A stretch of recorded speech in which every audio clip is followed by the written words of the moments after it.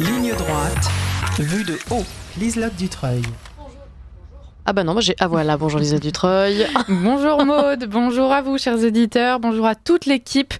Alors je vais commencer par une citation. Comment pourrions-nous être crédibles dans la mission si nous ne reconnaissons pas nos erreurs et si nous ne nous mettons pas à genoux pour soigner les blessures que nous avons provoquées par nos péchés? C'est ainsi que le pape François a expliqué mardi soir la veillée pénitentielle qui ouvrait cette seconde période de synode. Rappelez-vous chers auditeurs, lors de la première session, les questions étudiées avaient fait polémique. Elles traitaient de la place des femmes dans l'Église et notamment leur rôle dans le culte de la messe, du célibat des prêtres ou encore du mariage pour les couples homosexuels. Le pape semble donc vouloir continuer sur sa lancée idéologique. En effet, la veillée de pénitence que je viens d'évoquer était l'occasion de demander pardon pour 7 nouveaux péchés. Alors les voici: le péché contre la paix, le péché contre la création, contre les peuples indigènes, contre les migrants.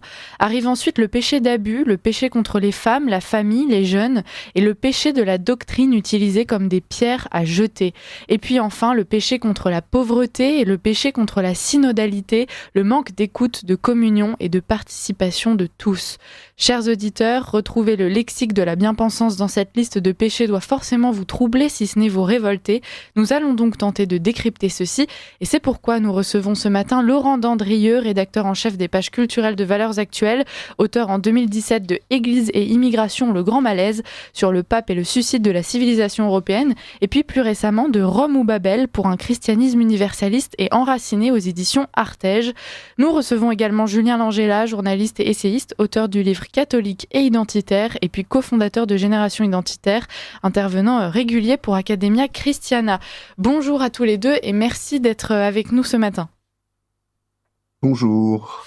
Bonjour Liselotte. Alors Julien Langella, vous allez devoir nous quitter assez rapidement, c'est donc avec vous que nous allons commencer. Est-ce que vous voulez nous livrer justement votre réaction suite à la lecture de ce texte qui a donc été rapporté par Le Figaro? Oui, écoutez, je lis que le pape s'excuse au nom de l'Église pour avoir transformé l'autorité en pouvoir en étouffant la pluralité. Alors je me dis, est-ce qu'il s'excuse pour les petites persécutions mesquines subies par les traditionalistes depuis quelques années? Il dit s'excuser au nom de l'Église pour un manque de considération à l'égard des cultures différentes dans le monde. Alors je me dis, est-ce qu'il s'excuse pour avoir transformé en péché la restriction à l'immigration demandée par ceux qui veulent défendre les cultures nationales? Il s'excuse pour la participation supposée de l'Église à la mondialisation de l'indifférence. Mais alors est-ce qu'il s'excuse pour ces Européens, ces Européennes rackettés, volés, violés, tués par des immigrés clandestins? Vous voyez, moi, ma première impression, c'est que les mots n'ont plus de sens. Et en cela, c'est un pape très moderne, tout à fait de son époque, dans le rythme du langage des élites politiques de son époque. La liberté, c'est l'esclavage. La guerre, c'est la paix. Et le migrant, finalement, c'est une nouvelle figure christique. Heureusement que nous avons des décennies de discours des papes pour montrer au contraire que dans l'usage de la souveraineté d'un État, il y a la restriction de l'immigration. Mais je pense qu'au-delà de ça, ça nous fait beaucoup de mal parce que nous sommes aussi victimes de l'hyper-médiatisation de la parole pontificale. Et donc, je rêve d'un retour au bon vieux Moyen-Âge, quand on ne connaissait même pas le visage du pape, qui était d'abord un gouverneur, parce que le pape est un gouverneur, ce n'est pas un père spirituel, ce n'est pas le confesseur de toute la catholicité, c'est d'abord un gouverneur, c'est l'évêque de Rome, ensuite c'est le gouverneur de l'Église. Et même en ce moment, je me demande si on n'a pas besoin, d'ailleurs, d'un nouveau Philippe le Bel pour rappeler bien la limite entre le temporel et le spirituel. Alors, vous dites que justement le pape est un gouverneur. Est-ce que finalement on est en droit de s'offusquer justement quand il prend la parole sur des questions finalement très politiques? Alors, au fond, j'ai la foi du charbonnier et je pense que les portes de l'enfer ne prévaudront pas, c'est la promesse du Christ. Donc je suis moins inquiet pour l'Église que pour le monde, parce que je pense que c'est un pape qui éloigne beaucoup de gens du salut, tout simplement, en leur donnant une image assez contrefaite de la religion chrétienne. Et je m'inquiète du fait qu'il soit toujours au diapason du discours des élites politiques. Et déjà, au moment de la mise en place du pass sanitaire, eh bien, lui mettait en place le pass liturgique. C'est le motu proprio. On était exactement donc dans la même veine. Je rappelle que le Vatican est le premier État au monde à avoir imposé l'obligation vaccinale à ses employés.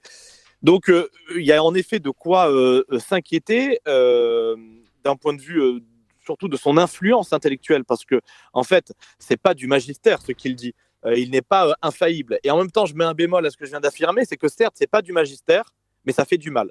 Évidemment que, pour prendre une analogie, quand Emmanuel Macron dit nous sommes prêts à défendre physiquement la souveraineté ukrainienne, ah oui, d'accord, il n'a pas encore le doigt sur le bouton, d'accord, il n'a pas encore donné les ordres à l'état-major, mais il a préparé l'opinion. Et moi, c'est ce qui m'inquiète beaucoup avec ce que dit le pape François, c'est qu'il semble préparer l'opinion à des changements dont il ne sera peut-être même pas d'ailleurs le décideur. Mais je pense que de plus en plus, avec un pape très politique qui tient d'abord des discours politiques, il faut avoir un raisonnement politique. On ne peut plus, comme depuis 10 ans, faire toujours l'exégèse des propos du pape François, comme le font les conservateurs prudents, et c'est très bien de l'avoir fait pendant 10 ans. Il n'a pas voulu vraiment dire cela, les médias exagèrent. Bien, en fait, il prépare en tout cas quelque chose par l'instauration d'un certain climat sémantique, et moi, c'est ça qui m'inquiète, c'est la confusion intellectuelle que ça va générer un peu partout, et donc contribuer à cette perte de repères générale. Merci beaucoup Julien Langella, je vois que le temps file et donc vous devez nous laisser, mais on est ravis d'avoir pu avoir votre réaction et votre rapide analyse sur le sujet. On va continuer donc d'en faire justement cette analyse avec Laurent Dandrieux. Merci, à très bientôt Julien Langella. Je rejoins mes élèves, merci beaucoup, à bientôt. Laurent Dandrieux, nous poursuivons donc avec vous. Est-ce que vous voulez peut-être commencer par réagir justement aux propos de Julien Langella ? Non, je suis globalement assez d'accord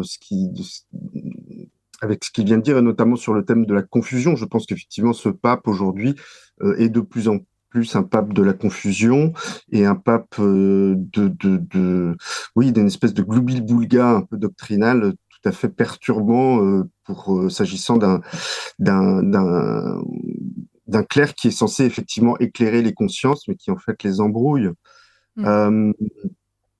Ce que je trouve très frappant, moi, dans ce pontificat, c'est que il y a en fait, moi, je me souviens du discours d'intronisation du pape Benoît XVI, où il avait dit: je ne suis pas là pour appliquer mon programme, mais juste pour me mettre à l'écoute de la parole de Dieu.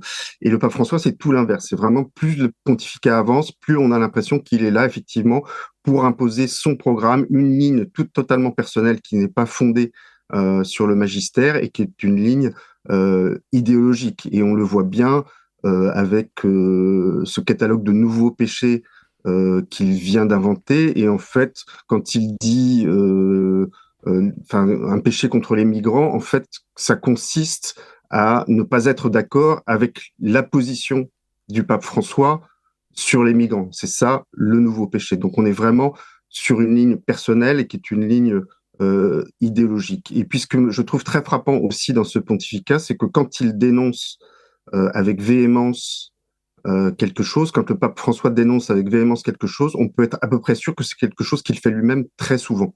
Et par exemple, c'est un pape qui dénonce, et il le fait encore à l'occasion de ce synode, qui dénonce très souvent le cléricalisme, mais c'est le pape le plus clérical qu'on ait eu depuis le 19e siècle.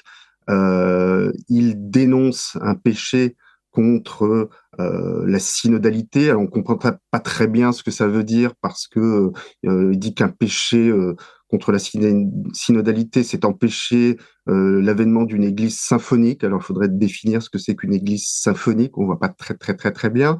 Mais en gros, la péché contre la synodalité, ça veut dire ne pas être à l'écoute suffisamment des églises locales. Or, c'est le pape, là encore, le plus centralisateur qu'on a eu depuis le 19e siècle. Il a retiré, tout au long de son pontificat, il a retiré aux évêques diocésains un certain nombre de responsabilités qui étaient les leurs pour les rapatrier à Rome.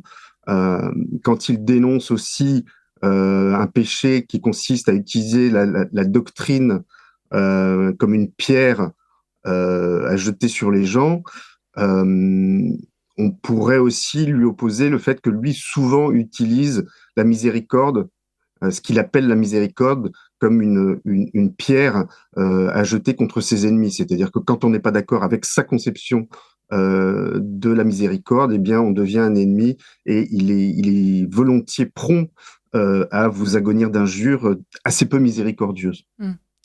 Quand on parle avec des personnes, des connaissances qui ne sont pas catholiques et qu'on leur explique ça, qu'ils voient ça, qu'ils entendent ça, ils ont tendance à expliquer ce genre de discours en disant mais bien sûr, mais à quoi vous attendiez-vous? Le catholicisme, c'est la religion de l'ouverture à l'autre, de l'amour de l'autre. Donc évidemment, quand on proclame cette altérité comme étant quelque chose d'aimer, de désirer, eh bien forcément, on en arrive à ce genre de conclusion et finalement, il est assez cohérent avec l'état d'esprit de l'Église. Qu'est-ce qu'on pourrait répondre à ces personnes, Laurent Dandrieux?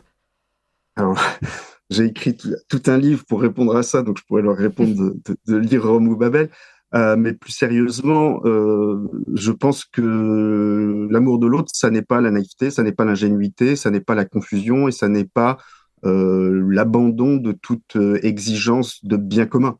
Il est évident que il y a chez le pape constamment un mélange des genres entre un discours de charité, notamment sur la question des migrants, et qui effectivement est un discours qui engage les catholiques, c'est-à-dire que quand nous avons en face de nous une personne qui est dans le besoin, quelle qu'elle soit, eh bien nous avons un devoir de l'aider à traverser ces difficultés, mais faire de ça une ligne politique qui réclame, comme il le fait constamment, une ouverture totale des frontières, là, on n'est plus du tout dans un discours catholique et dans un discours évangélique. Le fond de l'affaire, c'est qu'effectivement, beaucoup de gens aujourd'hui, et malheureusement beaucoup de gens aussi chez les clercs et chez les évêques et les catholiques, confondent le catholicisme avec une autre forme de mondialisation.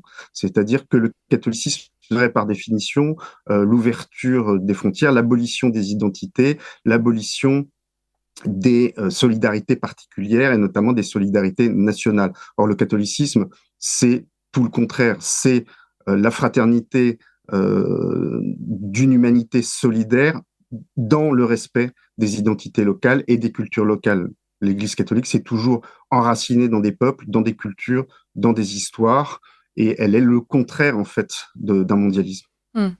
À travers cette logique, justement, cette tendance du pape, est-ce qu'on ne pourrait pas voir quelque chose d'assez orgueilleux où justement le pape essaie de provoquer sur Terre l'avènement de quelque chose qui, on le sait, en tant que catholique, n'adviendra qu'après notre mort, à savoir l'arrivée au paradis, un endroit où justement, effectivement, là, les différences seront anéanties, où on sera tous retrouvés justement autour de Dieu. Le pape sur Terre, en essayant d'accentuer cette mondialisation, cet effacement des frontières, des cultures et des différences, même de la façon dont on est reçu au sein de l'Église, le rôle de chacun justement dans l'Église en fonction de qui il est, de son sexe, de son parcours. Est-ce que justement, donc voilà, j'en retombe à ma question, est-ce que ce n'est pas une forme d'orgueil et de presque... je cherche mes mots, mais vous les aurez à ma place. Alors d'abord, je ne suis pas certain du tout, contrairement à vous, que au paradis, les identités soient abolies. Je pense qu'elles seront sublimées, elles seront transcendées. Il y aura effectivement une forme d'unité parce que nous serons dans l'amour absolu, et donc il n'y aura plus ces divisions qui nous opposent les uns aux autres. Mais je pense que nous arriverons au paradis chacun avec notre identité particulière. La deuxième chose, c'est qu'effectivement, il y a cette tentation, mais qui ne date pas du pape François, qui est en fait récurrente à travers toute l'histoire de l'Église, de faire advenir le royaume des cieux dès ici-bas. Et ça, effectivement, c'est une hérésie qui existe depuis toujours, qui a connu des formes différentes à travers les âges, que Benoît XVI dénonçait d'ailleurs encore très régulièrement pendant son pontificat. Et malheureusement, je pense que c'est une hérésie ou une déviance théologique qui a connu un regain très fort sous le pontificat du pape François, et notamment avec cette tentation de confondre l'universalisme chrétien avec le mondialisme et de vouloir bâtir dès ici-bas une société sans frontières et une humanité complètement unie. Je pense que c'est à la fois une hérésie et une utopie politique qui est très dangereuse parce qu'en fait, elle est la négation de toute possibilité de bien commun, parce que le bien commun ne peut exister que pour des communautés particulière, enracinée dans une histoire, dans une culture, dans une tradition. Mmh. L'autre point que je souhaitais aborder, c'est cette notion justement de pauvreté et de faiblesse. Quand l'Église explique justement qu'il faut aider les plus faibles et les plus pauvres, est-ce qu'il ne faut pas le comprendre dans le sens où justement on doit les aider à sortir de cet état, là où aujourd'hui on a l'impression que le pape tente de cultiver justement cette pauvreté, cette faiblesse. On a cette figure du migrant malheureux, dépourvu de tout, qui arriverait, et puis il faudrait justement presque sanctifier cette figure, là où l'Église nous enjoint normalement à faire en sorte que cet état ne soit qu'un passage pour les personnes qui le subissent. Oui, ce qui est certain, c'est qu'effectivement, aider les pauvres, ça doit consister à les aider à sortir de la pauvreté le plus possible et le plus vite possible. Après, il y a toujours eu dans l'Église une forme j'allais dire, de canonisation du pauvre. Le pauvre est la figure du Christ par excellence, hein, donc ça, c'est pas nouveau. Mais on voit bien quand même qu'il y a une sorte en tout cas de déviance dans l'emploi même du mot migrant, c'est-à-dire que le mot migrant, c'est quelqu'un qui est réduit à sa condition de personne déplacée, en fait, et qui essentialise la condition de personne déplacée. Ce qui est très frappant, en tout cas, c'est que pour aider les pauvres, ça suppose effectivement un certain nombre de fondamentaux, ça suppose effectivement qu'il y ait un sens du bien commun, ça suppose qu'on ait soi-même une certaine forme de prospérité pour pouvoir l'aider, et donc vouloir lutter contre un certain nombre de formes de précarisation sans se soucier du bien commun, ce qui est vraiment pour moi un angle mort absolu de la réflexion politique du pape François. Si on prétend aider les gens en situation de précarité sans se préoccuper du bien commun, ben en réalité, c'est une politique de gribouille, parce que très rapidement, bien, on n'a plus les moyens de les aider. Et là, clairement, sous prétexte d'ouverture à l'autre, eh bien, le pape prône notamment une ouverture de l'Europe à tous les vents migratoire, qui ne peut qu'entraîner un effondrement non seulement civilisationnel, mais aussi économique, qui ne sera profitable évidemment à personne, évidemment pas aux populations européennes, mais pas davantage aux migrants et aux populations des pays en voie de développement, parce que une Europe qui s'effondre, clairement, c'est une catastrophe pour l'humanité tout entière. Julien Langella parlait de cette hyper-médiatisation du pape. Alors, quel est le rôle justement de cette hyper-médiatisation dans ce genre de discours? On imagine aujourd'hui que une grande partie des médias est justement soumis à cette bien-pensance. Vous pensez, est-ce que ça a pesé justement sur la réflexion du pape, en tout cas sur les mots et les mots qu'il prononce du coup régulièrement dans la presse? Alors, d'abord, moi, je ne suis pas d'accord avec Julien Langella quand il dit que le pape est avant tout un gouverneur. Le pape, c'est aussi, évidemment, et peut-être avant tout, un guide spirituel. Et dans un monde qui entend si peu aujourd'hui parler de spiritualité, je pense que ce serait une grave erreur de se priver de cette hyper-médiatisation du pape pour faire entendre une parole autre que que le discours matérialiste dominant. Le problème, c'est que nous avons actuellement un pape qui, au lieu de faire entendre une parole spirituelle différente, se contente souvent, trop souvent, de faire entendre de faire écho à ce discours matérialiste dominant. Alors pas toujours, parce que malheureusement cette déclaration sur cette invention des nouveaux péchés que le pape vient de proclamer à Rome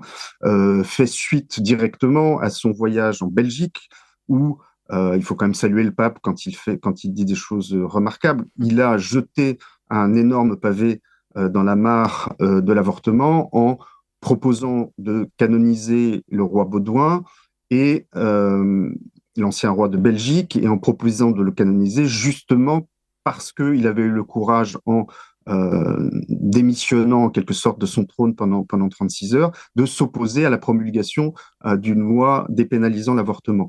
Donc, il est capable aussi de faire entendre ce genre de discours, mais, et là je rejoindrai Julien Langella, on a eu, au moment de la pandémie mondiale, une occasion historique de faire entendre aux populations mondiales un discours très original qu'ils n'ont pas l'habitude d'entendre sur les fins dernières, sur le sens de la vie, sur ce que représente réellement la mort. Et au lieu de ça, on a eu une Église qui s'est contentée de relayer les messages hygiénistes de l'OMS. Donc ça, c'était une véritable occasion perdue. Et effectivement, c'est une des choses qui me consterne le plus dans ce pontificat, c'est que vous avez les caméras et les micros qui sont braqués en permanence vers le pape, qui relaye sa parole dans le monde entier. Et au lieu, effectivement, d'utiliser cette hypermédiatisation pour annoncer l'évangile, eh bien, très souvent, le pape François l'utilise pour diffuser des messages qui sont des messages purement politiques et des messages purement idéologiques qui sont souvent éloignés de l'annonce de la bonne nouvelle. Un mot que Julien Langella a employé et que vous avez employé également, Laurent Dandrieux, c'est le mot de confusion. Justement, il y a cette culture de la confusion avec l'adoption d'une sémantique assez particulière où justement les mots sont un peu dévoyés. Aujourd'hui, quand on est catholique, alors que justement, vous l'avez dit, le pape est un guide spirituel, quand on pose sur la table le constat que finalement, on ne peut plus vraiment se fier à ce guide, comment fait-on? Est-ce que chaque catholique doit lui-même, du coup, interpréter les mots comme cela lui semble juste? Est-ce que ça ne va pas créer une confusion bien plus grande, en tout cas un éclatement de l'Église? Comment fait-on? Alors, on se forme, tout simplement. On repart à la source des grands textes. On lit en profondeur le catéchisme de l'Église catholique. On lit les grandes encycliques.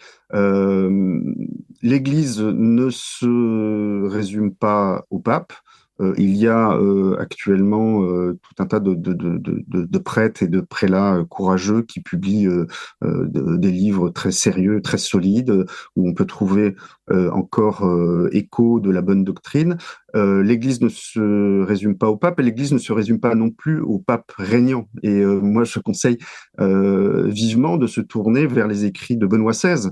Le pontificat de Benoît XVI, je pense un jour, sera réhabilité dans sa pleine dimension et sa pleine importance, et son importance notamment de clarification théologique. C'est-à-dire que le pape Benoît XVI a remis à plat un certain nombre de questions qu'il a éclairées avec son intelligence exceptionnelle.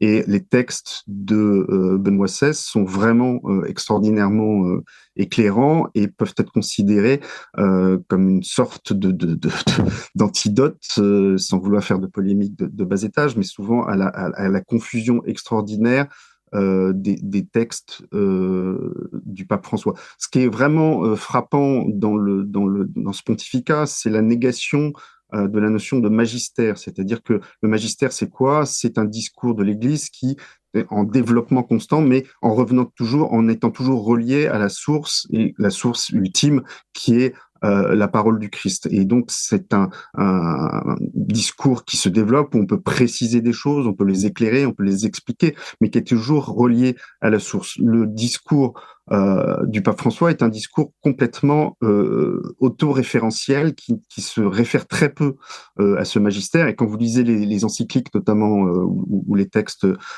importants du pape François, quand vous regardez un peu les notes, ça ne sont que des citations du pape François lui-même. C'est quelqu'un qui s'auto-cite en permanence, et donc on est vraiment c'est très étonnant d'ailleurs, parce que ça revient à ce que je disais tout à l'heure, c'est-à-dire qu'il passe son temps à dénoncer une église autoréférentielle, c'est-à-dire une église qui en fait ne tournerait qu'autour de son propre nombril, mais en fait, il est lui-même autoréférentiel à un point hyper caricatural. Donc je pense qu'il faut se dégager de cette ambiance qui est très politique, qui est très, je dirais, temporel au mauvais sens du terme, c'est-à-dire plonger dans l'actualité immédiate et retrouver un peu de la hauteur, je dirais, de ce point de vue d'éternité qui doit être celui du catholicisme. Et pour cela, il faut revenir effectivement aux grands textes et éventuellement aux textes d'autres papes précédents. Aujourd'hui, Laurent Dandrieux, chacun pourra le constater, l'Église va mal. Alors, elle reste l'une des principales religions. En France, elle a toujours une place importante. Néanmoins, les églises se vident petit à petit. La population est vieillissante. L'année dernière, les ordinations de prêtres étaient à peine au-dessus de la barre des 100. Et pourtant, justement, on a l'impression que l'Église plus traditionnelle, elle se porte à merveille, est assez dynamique. On peut le voir notamment, puisque Julien Langelat y participe aux universités d'été d'Academia Christiana, qui sont ouvertement catholiques, qui regroupent énormément de jeunes, qui voient naître énormément d'initiatives. Pourtant, le pape continue justement de critiquer ce traditionnalisme, continue de s'y attaquer, voire de l'entraver. Est-ce qu'il n'y aurait pas des leçons à tirer, au contraire, de la réalité, finalement? Oui, et je pense que le pontificat suivant sera obligé de revenir de ce point de vue à une ligne plus réaliste. Ce qui est très frappant là encore, c'est encore une des dimensions idéologiques de ce pontificat, c'est la tendance aujourd'hui de Rome à vouloir casser tout ce qui marche. C'est vrai pour la tradition, mais c'est vrai aussi que vous constatez en France notamment que je dirais que les évêques qui ont quelques soucis avec Rome, qui ont des visites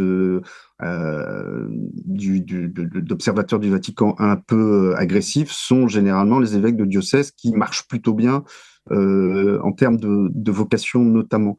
Donc il y a une volonté, là encore, assez idéologique de casser ce qui marche, parce que finalement, aujourd'hui, le critère de la catholicité pour Rome ne semble plus être et bien tout simplement l'adhésion au credo, mais plutôt l'adhésion à une certaine ligne pastorale, à une certaine idéologie, à un certain, pour faire court et caricatural, à un certain progressisme pastoral qui semble vraiment aujourd'hui une obsession et qui,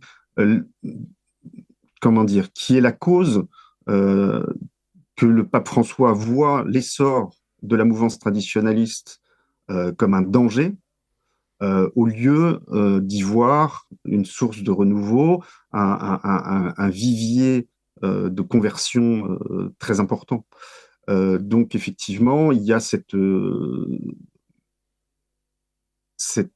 politique très idéologique, mais je pense qu'il ne faut pas désespérer, parce que je pense que effectivement le prochain pontificat sera obligé de revenir là-dessus et de revenir à une forme de réalisme. Et puis quand vous disiez tout à l'heure effectivement que l'Église, et notamment l'Église de France, et en tout cas l'Église européenne, ne se porte pas bien, ça c'est une évidence. Il y a quand même des signes d'espérance, il y a la vitalité extraordinaire de cette mouvance traditionnaliste, il y a aussi le rebond tout à fait spectaculaire en France, mais aussi dans d'autres pays, des baptêmes d'adultes, avec des conversions, j'allais dire, qui viennent, on ne sait pas trop d'où, de manière assez surprenante. Donc, si on ne sait pas trop d'où elles viennent, on peut se dire qu'elles viennent de l'Esprit Saint.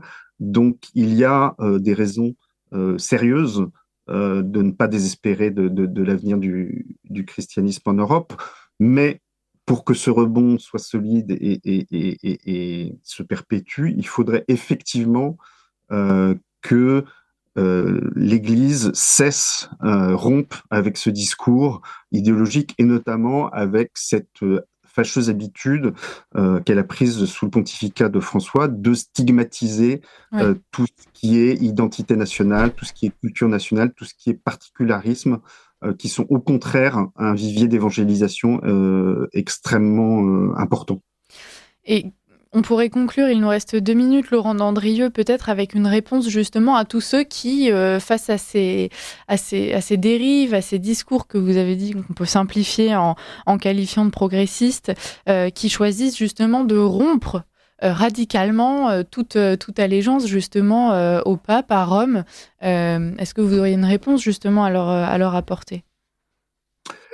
Bah oui, je pense que moi j'ai écrit mes livres, les 2 livres que vous citiez, en partie pour leur répondre et pour leur dire qu'il ne fallait pas jeter le bébé catholicisme avec l'eau du bain progressiste et l'eau du bain immigrationnisme. Et en fait, il est important de comprendre que ces dérives idéologiques dont on entend beaucoup trop souvent l'écho aujourd'hui, notamment dans les discours qui viennent de Rome, eh bien, ne reflètent pas la réalité profonde et éternelle du catholicisme, que le catholicisme, c'est quelque chose de beaucoup plus beau, de beaucoup plus intéressant, de beaucoup plus spirituel et de beaucoup plus profond que ça, et que, notamment, c'est vrai qu'il y a à droite un certain nombre de gens qui ont tendance à tourner le dos au catholicisme parce qu'ils ont été, ou au christianisme parce qu'ils ont été convaincus par le pape